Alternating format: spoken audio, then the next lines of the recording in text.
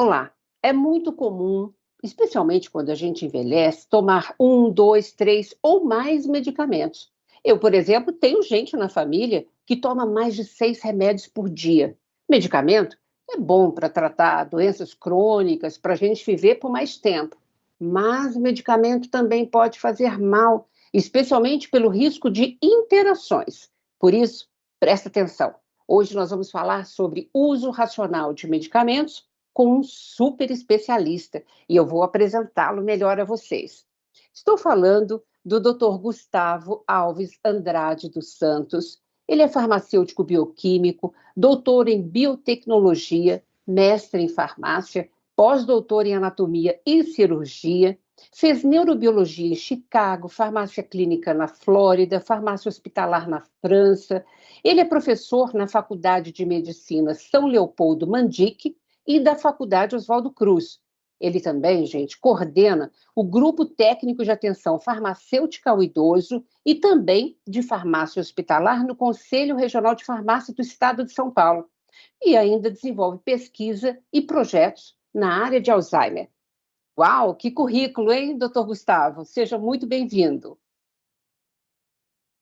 Muito obrigado, Lina, pelo convite, pela oportunidade e falar de um tema que, além de ser muito relevante, né, para todas as pessoas, é um tema que ele precisa ser bastante discutido, bastante amplamente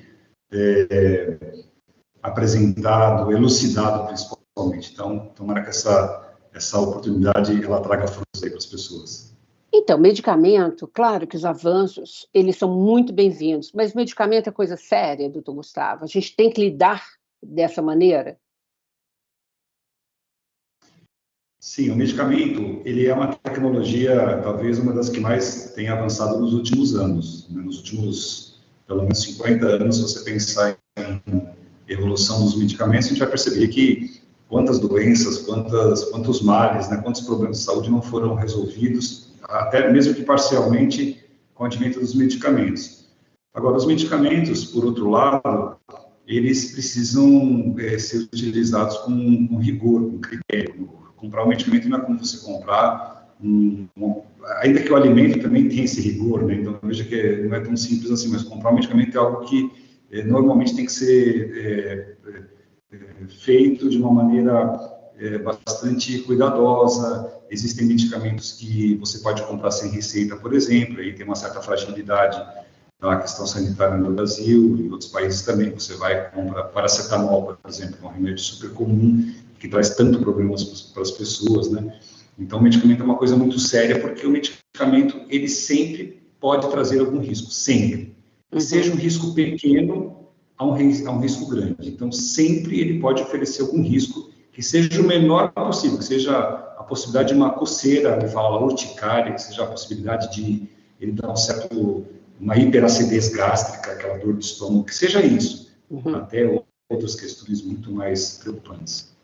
Por isso, então, nós vamos estar aqui esclarecendo várias dúvidas que são muito comuns da população leiga. Mas explica para a gente, já, o conceito do uso racional de medicamentos, que é o nosso tema de hoje.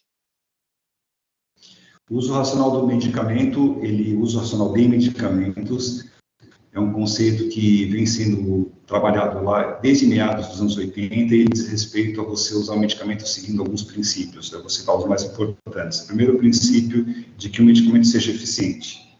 Depois, o princípio que ele esteja disponível em tempo oportuno, que ele seja possível de ser utilizado. E, principalmente, que ele ofereça segurança. Então, o medicamento ele tem que ser efetivo, ele tem que estar disponível, ele tem que ser seguro.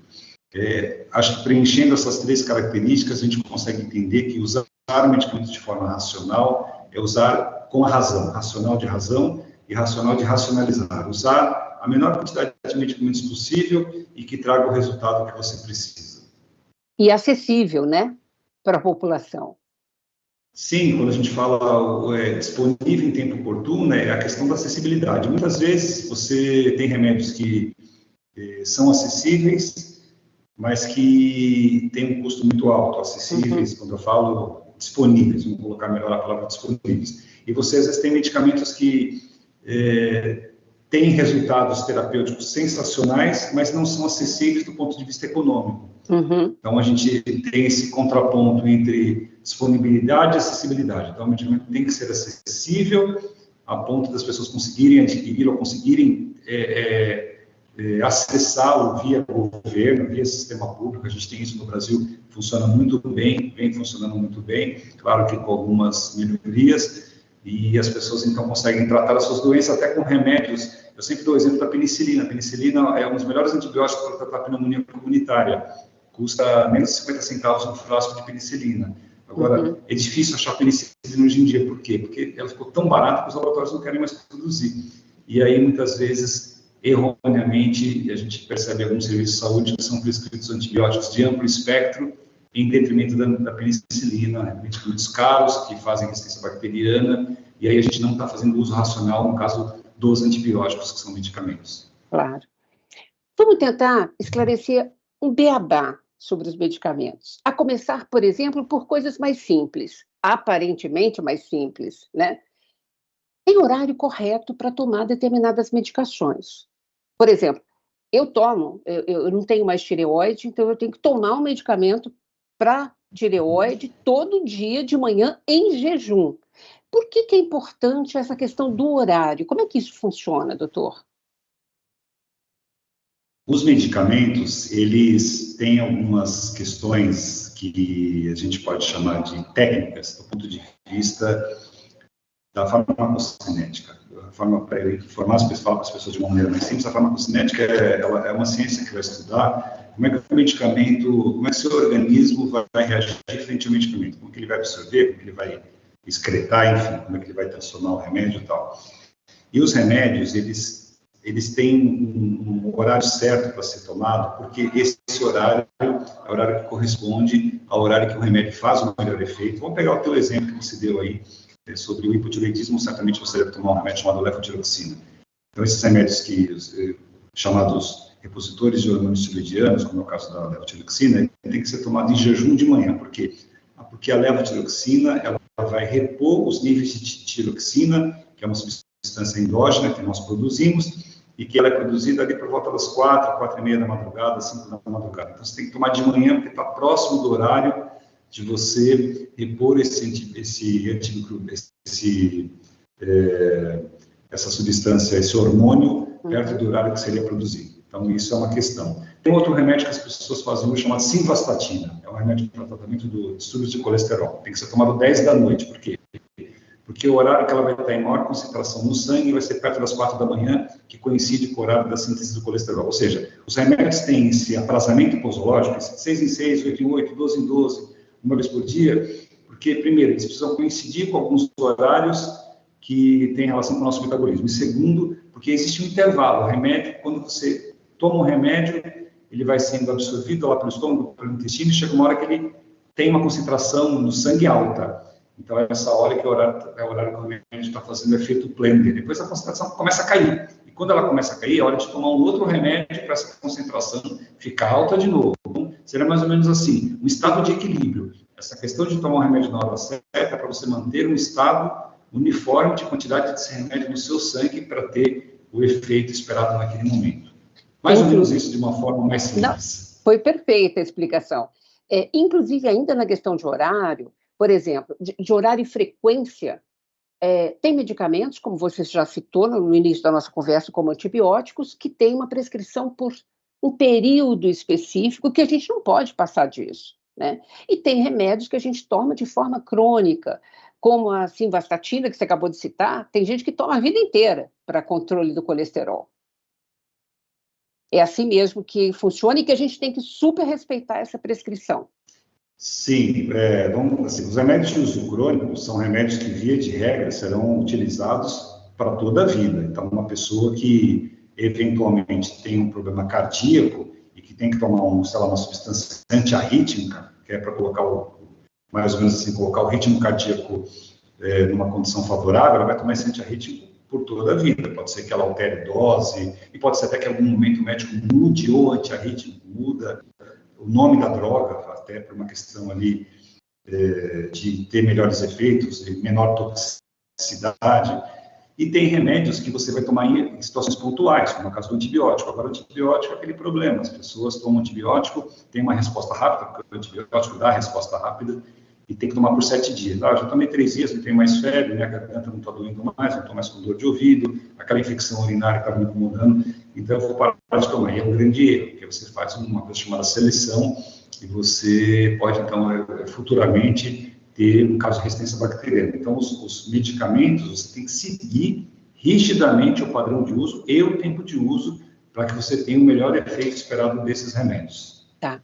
Tem uma dúvida muito comum que nos enviaram, que é assim, eu posso tomar medicamento? Tem gente que fala que só toma medicamento com leite, porque o medicamento é muito forte.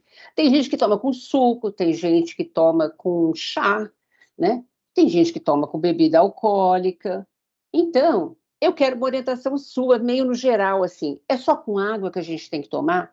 E álcool nem pensar junto com medicação? Sim.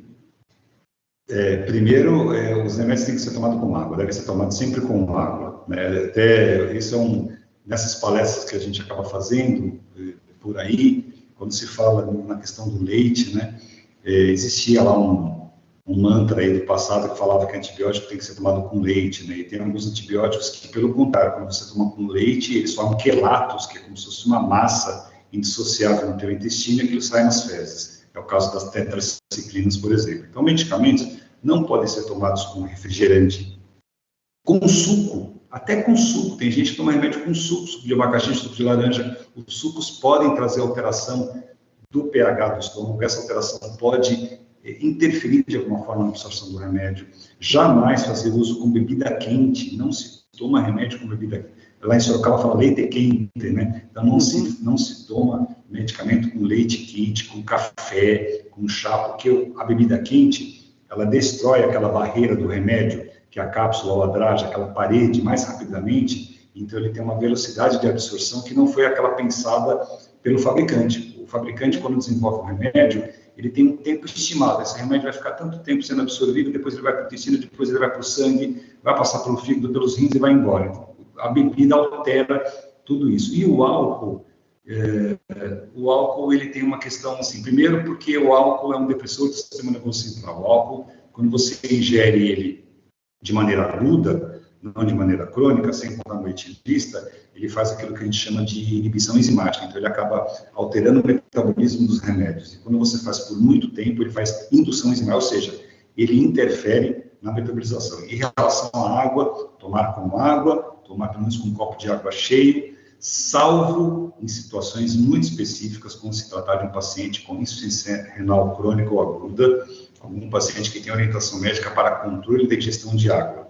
Eu tive isso que uma vez eu fiz uma palestra para idosos e algumas senhoras disseram, poxa, Gustavo, mas meu médico falou para não tomar muita água. Então, tem alguns casos que realmente tem que ter cuidado com essa quantidade de ingestão de água, porque isso pode trazer até alguma alteração para quem já tem problemas renais. Que boa explicação, doutor Gustavo. Vou chamar um rápido intervalo agora e no segundo bloco nós vamos falar sobre as interações medicamentosas, ok? E você não sai daí não, que a gente volta já já.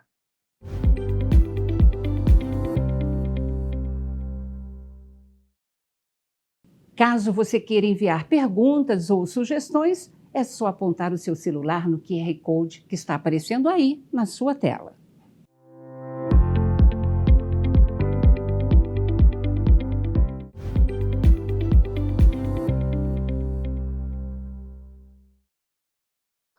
Voltamos, hoje conversando sobre uso racional de medicamentos, dicas especialmente para as pessoas 50, 60 a mais, com o Dr. Gustavo Santos, que é farmacêutico bioquímico. Dr. Gustavo, vamos então entrar agora no tema interações medicamentosas. Explica para a gente o que é isso e se o senhor puder citar alguns exemplos práticos. Bom, interações medicamentosas, como o nome já diz, é quando você usa um remédio junto com outro remédio, há uma interação que vai produzir efeitos diferentes daqueles esperados inicialmente. As interações, elas podem ser positivas até, tem muitas situações que você usa remédios para potencializar o efeito do outro. Sei lá, eu uso um analgésico e junto uso um relaxante muscular, então você tem uma potencialização. Mas que se enfoca muito na interação medicamentosa são os efeitos prejudiciais. Quando você utiliza um medicamento que interfere negativamente no efeito do outro ou vice-versa. Então, aí você tem situações onde, muitas vezes, até por desconhecimento do próprio indivíduo que se automedica, ou até por uma não orientação feita pelo médico, ou até pelo médico não ter um conhecimento mais aprofundado. E aí entra a participação do farmacêutico, que é muito importante, farmacêutico clínico, farmacêutico que está na farmácia, na drogaria, que está dentro do hospital, para fazer essa orientação. Porque, para resolver uma orientação, uma interação, às vezes é só mudar o horário, é só mudar o horário de tomada do remédio que você consegue resolver. Então, interação é quando você tem interferência de um medicamento no efeito do outro, produzindo efeitos positivos ou negativos. Nossa, perfeito. Agora, muitas pessoas idosas tomam vários medicamentos por dia. Quando isso acontece? Em geral, eu vou para 3, 4 médicos, com a minha mãe, por exemplo, né? E com quem nenhum fica perguntando, o que ela toma para outro problema que precisa ser controlado. E todos são medicamentos de uso crônico. Como é que a gente faz nesse tipo de caso? Quem que a gente procura, doutor Gustavo, para que a gente possa fazer uma planilha adequada, com horários adequados, para tomar todos os medicamentos em conjunto? Olha, primeiro é muito importante que quando alguém se dirige ao médico, que seja você mesmo para tratar um problema de saúde seu, que você leve ou uma foto dos remédios que você toma, ou a última receita, enfim, que você tenha a capacidade ou escrito de dizer para aquele médico que medicamentos que você faz uso. Quando você leva um idoso, uma pessoa acima de 60 anos, isso é mais importante ainda, por quê? Porque nós temos uma grande falha no nosso sistema de saúde, que é a falta de conexão de interligação entre os sistemas privado e público e mesmo dentro do público. Então, você leva sua mãe no médico geriatra aqui em São Paulo e você vai viajar para Poços de Caldas. E lá sua mãe tem uma luxação, tem uma queda. Aí você leva no hospital lá em Poços de Caldas. O médico de lá não consegue saber o que ela está tomando aqui. Porque ao entrar no sistema, ele não consegue enxergar os remédios que ela usa aqui. Então, a gente precisa ter digamos que, essa atitude preventiva de levar a prescrição dos remédios que as pessoas tomam quando se trata da gente mesmo. O idoso, ele tem uma característica, né? O idoso faz a chamada polifarmácia. A polifarmácia é quando alguém faz uso de, a literatura fala 4, 5, mais 5 medicamentos. A literatura fala 4, nós vamos colocar o padrão que quando alguém toma 5 medicamentos ou mais, isso chama polifarmácia. E é normal. O que é a polifarmácia? Olha, eu tenho hipertensão, então eu tomo um remédio para hipertensão, tomo lá captopril, tomo um diurético chamado hidroclorotiazida, mas aí eu também tenho um protetor de glucosa que o médico me passou, que é o omeprazol, e eu também tenho diabetes, então eu também tomo metformina. E aí o médico me passou também uma vitamina, e como eu tenho algumas dores musculares, eu tomo lá um remédio chamado carisoprodol com paracetamol e com dipirona, por exemplo, com cafeína. Então você vai ver, são 5, 6 remédios. Além disso, as pessoas também fazem uso por conta própria, que é temível a automedicação. O cara vai, ele compra remédio, entra na internet, ele vai na farmácia, ele compra lá os remédios que ele acha que servem para ele. Então, isso é muito, muito, muito perigoso, essas interações medicamentosas. Quem ele deve procurar? Primeiro, ele deve pedir orientação para o próprio médico e, principalmente, na hora da dispensação para o farmacêutico. O modo correto de tomar e possíveis interações que possam acontecer, como é que elas podem ser mitigadas. As interações medicamentosas, assim, quando negativas, elas realmente podem levar não só aos medicamentos funcionarem como eles foram previstos, mas também pode surgir uma série de outras complicações, inclusive levar a pessoa para o hospital, e há casos, inclusive, de uso crônico dessas interações medicamentosas inadequadas, que leva a pessoa a óbito. Eu queria um alerta seu em relação a isso, e se você tem conhecimento que isso tem acontecido no Brasil com muita frequência. Olha, a gente tem nós temos uma característica, até como sociedade, né? Não vou falar no Brasil, mas no mundo inteiro, que é a questão da gente medicalizar a doença, né? A gente não medicaliza a saúde. Então, as pessoas fazem uso de grandes quantidades de medicamentos, as mais variadas possíveis. Você veja, hoje faço um levantamento aí da quantidade de idosos, a gente está falando do idoso que faz uso de benzodiazepínico. Veja isso. Mas é indicado, depende até que ponto foi indicado, até quando era para ser indicado, qual era o tempo de uso. Então, os danos que podem ser provocados pelo uso desses medicamentos. O fato das pessoas terem acesso fácil aos remédios, né? Vai na farmácia, compra o remédio que você quer, vai na internet. A internet tem regras hoje para venda de medicamentos pela internet, mas existem muitas burlas, né? Existem muitas formas de se burlar isso, infelizmente. Os conselhos de farmácia ficam atentos a isso a todo momento, mas vira e mexe, alguém cria ali alguma situação.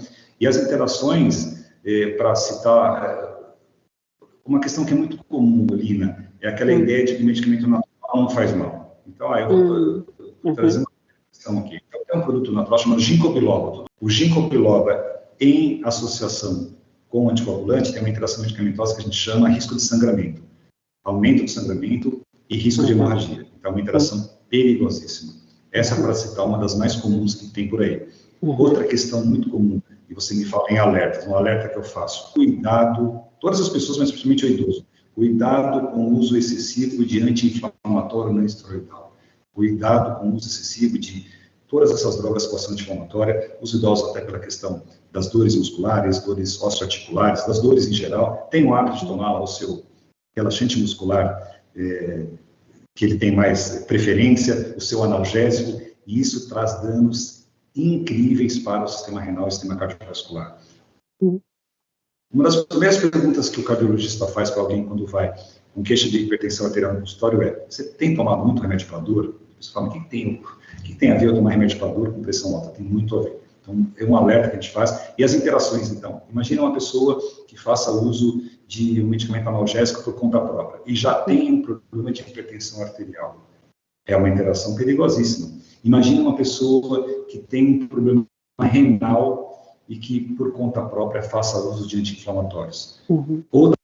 Outros exemplos também que eu gostaria de dar aqui. Medicamentos antipsicóticos, medicamentos que são comumente utilizados, estabilizadores do humor, que, se associados com outras drogas que façam depressão, como benzodiazepínicos, calmantes, esses remédios para induzir sono, tem que ter cuidado. Pode ser tomado junto, criteriosamente, com avaliação médica, e, como eu disse anteriormente, muitas vezes com essa indicação de não deixar os horários tão próximos. Enfim, a gente não está proibido, mas a gente tem que criar, sim, alguns alertas para evitar que esses problemas aconteçam.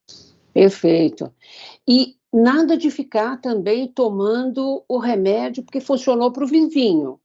O vizinho é uma outra questão, o vizinho é outra pessoa, a medicina, o tratamento, a terapêutica, ela é particular, ela é para cada doença, cada situação, peso, condição patológica, muda muita coisa. As pessoas têm o seu armarinho de remédios que elas guardam no banheiro ou na gaveta lá da cozinha, elas acham que esse remédio pode servir para outra.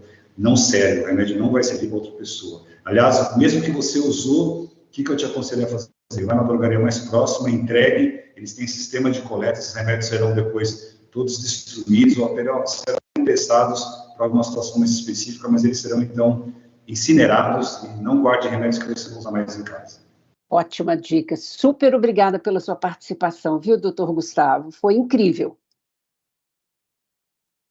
Eu agradeço muito e quero lembrar mais uma vez, né? Saúde não se brinca, remédio não é brincadeira. Precisando de orientações, procure sempre o farmacêutico mais próximo da sua casa e dentro do hospital também. Ele estará sempre apto a dar as orientações corretas. Muito obrigado e parabéns pelo programa. Obrigada. Obrigada a vocês também que nos acompanham por aqui. Se você quiser rever esse programa, acesse YouTube e as nossas redes sociais. Rede Câmara São Paulo, sua conexão com a política da cidade. Beijo, gente. Muito obrigada e até a próxima.